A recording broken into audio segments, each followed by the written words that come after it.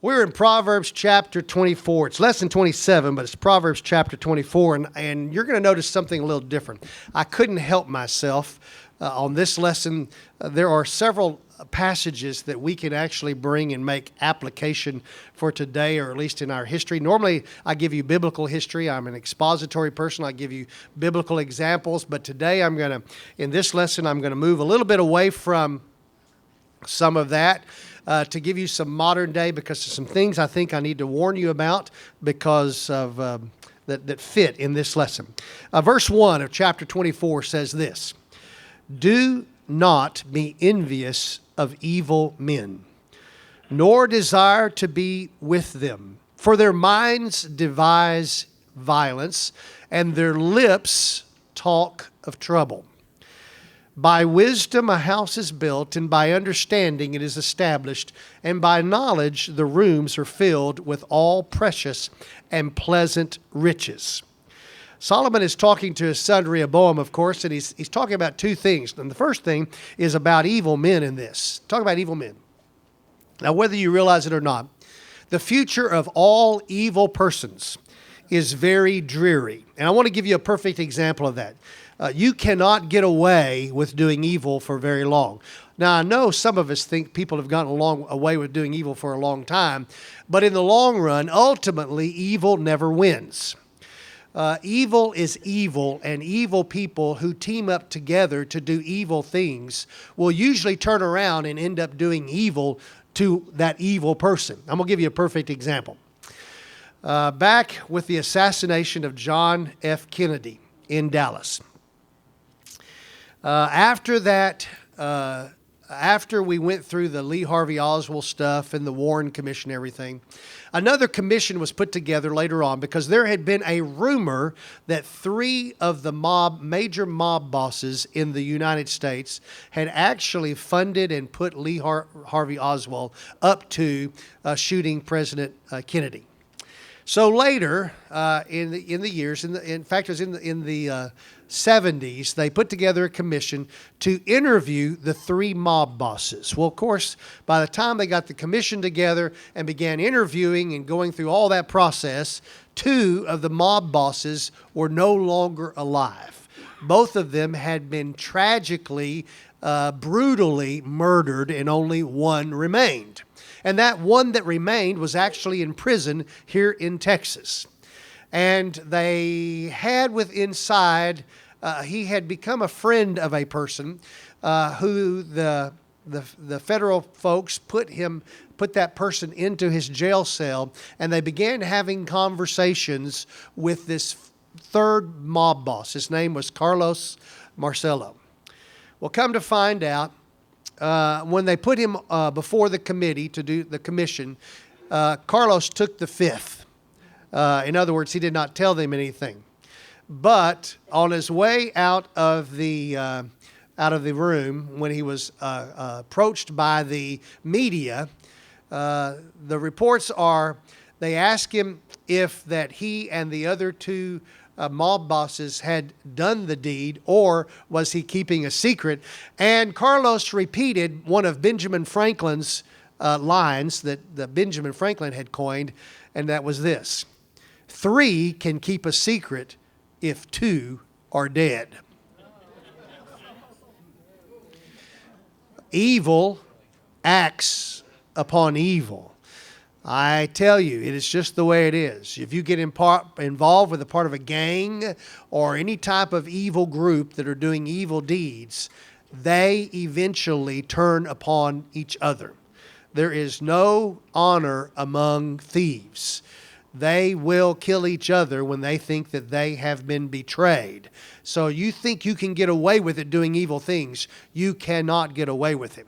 However, on the other side of that coin, for those of us who live righteous lives, who live good lives, who live godly lives, who try to do good at every turn, our houses, we do not have to fear the lives for our children, that someone is going to come along and kill one of our children because of something we have done. We do not have to worry about the things that are happening around us, whether the police car behind us is going to stop us. Or, I don't know, some of you may have to worry about that, but I don't have to worry about that at all, because I know that the things that I am doing are good and honest and worthy and honorable. So if a police does stop me, it's going to be for something very insignificant, or it should be. I don't worry about it at all. I don't worry about someone coming and attacking me. I don't worry about the threat upon my life. I don't worry about my family having retribution upon them because of something, because of the way I live and the way that my wife lives and the way that I'm fortunate my child lives. Now, I can't say that across the board for everyone. There are some of you in this room that I know that even though you live a good and godly life, you have no idea what's going to come and knock on your, or who's going to come and knock on your door because of the way your children live. I know that because I know the stories that are in this room. Yet, for those who raise and hold your house as a place of peace and a place of honor, a place of goodness, and that you raise your children and your children are living in lives that model your life, you have no fear. Your house is full of precious and pleasant riches. What those riches are, oh yes, we may have our little spouts and we may have our little problem times in our families, but in the whole scheme of things, our houses are truly filled with the precious and pleasant things of having a family, that you don't have to worry about things that are being done. Well, let's look on. Verse 5 says this: a wise man is strong, and a man of knowledge increases power. For by wise guidance you will wage war, and in abundance of counselors there is victory. Wisdom is too high for a fool. He does not open his mouth in the gate. He who plans to do evil, men will call him a schemer. The devising of folly is a sin, and the scoffer is an abomination to men. If you are slack in the day of distress, your strength is limited. Now let me explain something. As we have found in the Proverbs, there are some times where the translation into English has not been quite as accurate as if we had translated ourselves from either Hebrew or from Greek. The Septuagint was a Greek translation of the Hebrew completed by Hebrew-speaking people, completed by the Jews. After Alexander the Great had conquered the world, Greek became the language, even in the area where Hebrew was supposed to be being spoken of in Israel. But Greek became the language, and so within just a few years, the Jewish people could not all speak Hebrew, but they spoke Greek fluently. So the Jewish scholars decided to make a translation of the Bible, the Old Testament, into Greek, and they did, and they called it the Septuagint. So that's what it is. The Septuagint in verse 5 actually says this: the wise is better than the strong, and the man who has prudence than a stout farmer. That's not what it says. In our English, in our version, it says a wise man is strong, and a man of knowledge increases power. But the original says this: the wise is better than the strong, and the man who has prudence than a stout farmer. Now, folks, this is true, and you've heard me talk about this before. When I got married to my wife 36 years ago, I did not know what her dad did. I did not know what her father did. All I knew was that he evidently got up and went to work, got to work between 8:30 or 9, but by 11 o'clock, he was out working his cattle. And that bothered me because I grew up, or I had this idea in my head that a person who was going to be working and getting paid to work needed to work from 8 to 5, and you took your hour lunch, and if you were really a good worker, you didn't take your 15-minute break at 10 o'clock and at 3 o'clock. You just worked. Work. That's what we got to do. Work. That's what we do to earn a paycheck. Well, all I could figure out is the more I worked, the less I got paid. And the less he worked, it seemed like the more he got paid. So we'd been married about 2 years, and I was out there helping him with his cows one day. It was a very interesting thing. He had a cow that had a calf, and the calf had not learned to take milk from the mother because the calf had an underbite. And so we were out there, and we were trying to get this mother cow to run down the chute and come around and get her into this little squeeze cage so that we could get the calf to try to learn how to take milk. Well, the calf never learned, and the calf actually died, even though we were trying to hand feed that calf. But it was so funny because he raised beef masters. Now, if you don't know what a beef master is, it is a big cow. Even the small ones are big cows. This mama cow weighed probably 1,800 pounds. He had run her off and around through the mesquite trying to chase her to go down through the chute so many times that she had cut herself up, and she was just all bloody and messy all underneath, and she just kept running. So he had gotten this smart idea. This is how smart he was on this type of stuff. He had bought a Lincoln Town Car the day before. So he was going to use that Lincoln Town Car to extend the length of the chute to get her to run into it. Now, this was back in 1984 when the Lincoln Town Cars stretched from here to that wall back there. You know what I'm talking about. They were 8 foot wide, 7.5 foot wide, big cars. He had that thing, not that big really, 20 feet, but not that big anyway. Had that thing stretched out there, and we came to help. Well, so he got me on one side. Kay was on the other side. He was on the other side. We get that cow running. That cow runs right up to the back of the car and decides to come around, not go down the chute. Well, he's standing right there with the cattle prod, and he's going to try to turn her around. That cow decides that she's not going to turn around. Instead of turning and moving this way, and the car's on this side of her, she decides she's going to just go over the front of the car. Right over the car. And it was slow motion. She's just trotting along. And she reaches back, and those legs come up, and it was like slow motion. We could see it. I'm looking down, and I can see her fur going across the front windshield as she goes over. And Dad is there going, It's in slow motion. This was good. It was really good. My wife is screaming, which she did really well. And if anybody of y'all know her, she has this great voice. I mean, she can talk quietly in a whisper, and you can hear her 10 miles away. She's screaming. And we're thinking, oh, no, the car's brand new. And we hear this one little, and that's it. And we run her down the chute, and finally, after we try to get the calf to take the milk, and we troubled, Dad goes, well, Jimmy, why don't you go get the water hose and wash that blood and everything off, and let's see what she did to the car. Well, we washed it off, kept looking. She didn't do anything except for one little mark right up by the headlight on the driver's side. One little scratch where the hoof came. She cleared that car. Well, I felt like, because I had washed his car down with water, and it was a good result, that he would be in the mood for me to have a little talk with him. So I said, Dad, I got a question for you while we're just out there just trying to figure out what we're doing. I said, you don't work very much, do you? And he said, no, son, I work all the time. I said, but you're always out working your cows by 11 o'clock. You never work. He said, son, I get paid for thinking. I don't get paid for doing. And I said, well, what in the world does that mean? He said, let me put it to you like this.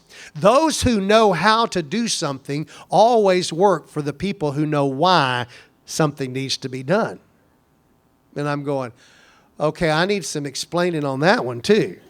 So he started going through the process of how, as a younger man coming out of accounting school and trying to do things, work for Pete Mark Mitchell and all of that, how he learned that as he was doing things that he thought he had to do himself, he could actually become more productive when he saw the big picture of things and hired people to do the little jobs. Then he could get more jobs done, which made you more money by doing a little job here, a little job, instead of me or him spending the time to do this one by itself and then going to this one and then going to this one.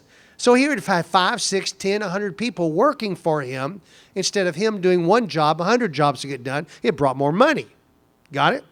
Okay, I understand that. So why don't you stay at work more? And he said to me, son, here's what I do. I go in the morning, my secretary has the coffee ready. I drink a cup of coffee. I read the Wall Street Journal. I sign the letters as president of the company I need to sign. Then I go walk through the plant, and it may be whatever plant, because they had 24 plants at that point in time all over the world. He'd be someplace. And he'd walk through the plant. He'd talk to the people, all the folks. Nobody was afraid of him. And then he'd go off.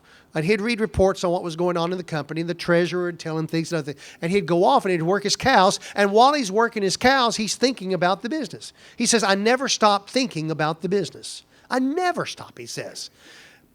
Come to find out, 3 times in his career, he turned that paper company around, because as digital desktop printing and everything came along, that brought a real end to the flow of printing, because they were in the printing business. The business was called Ennis Business Forms. Forbes magazine thought so much about what he had done with his company that 2 times they put his picture on the front of Forbes magazine, and 1 time the entire magazine was about what he did at Ennis Business Forms.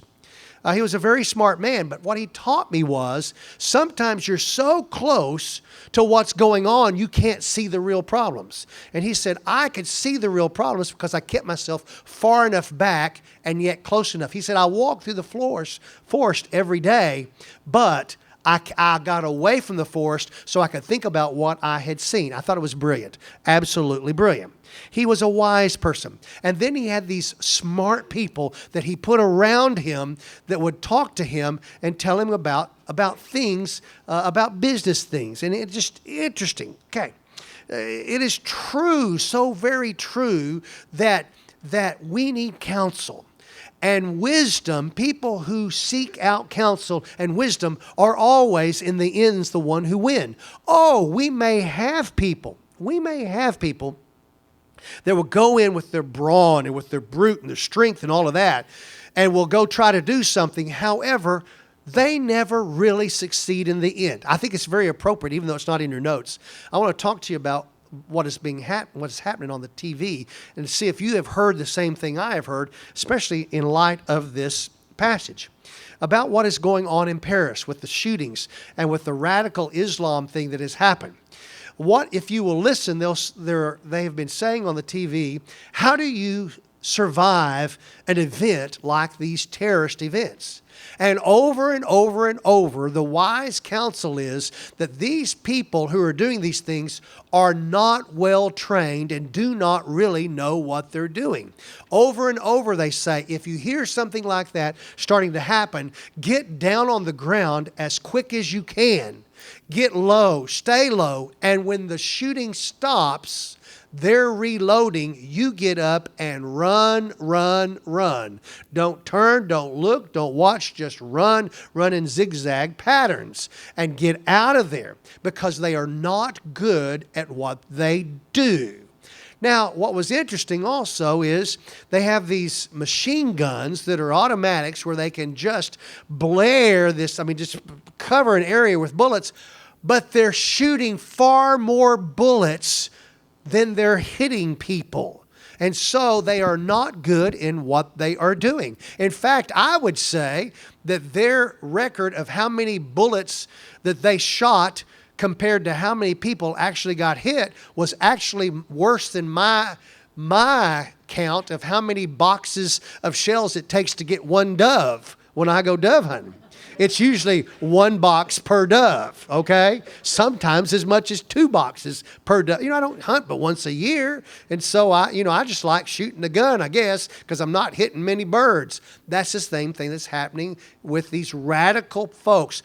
And what happens is they're not good with what they do, and they don't really know how to reload these guns, and so there are things that are giving you opportunity to leave. Hey, when we have snipers in our armies, it takes 1 bullet for 1 job.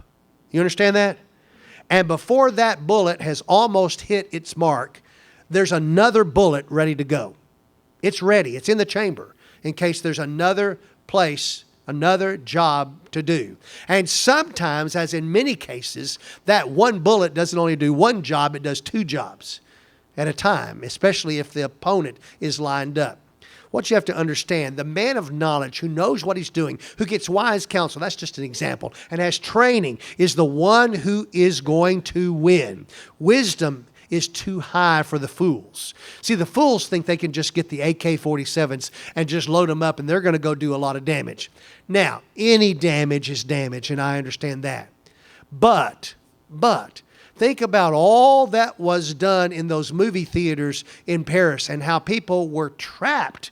And yet, how many people got out because of the foolishness of how they did what they did? Fools will rush in. Fools will do things out of brawn and with power, but it's really true.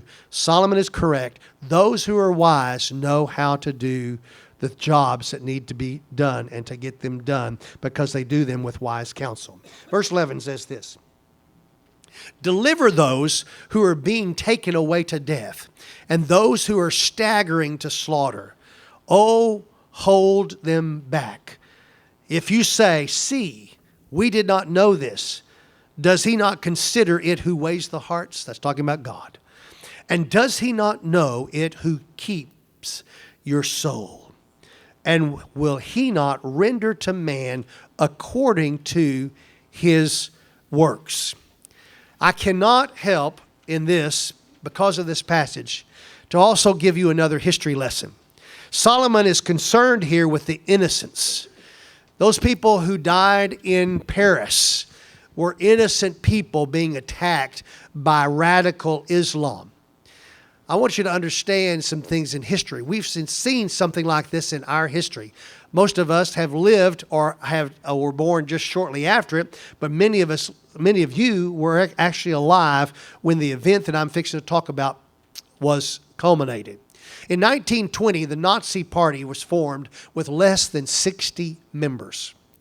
But by 1945, when the Nazi Party was dissolved, it itself claimed that it had had 8.5 million members over its lifetime.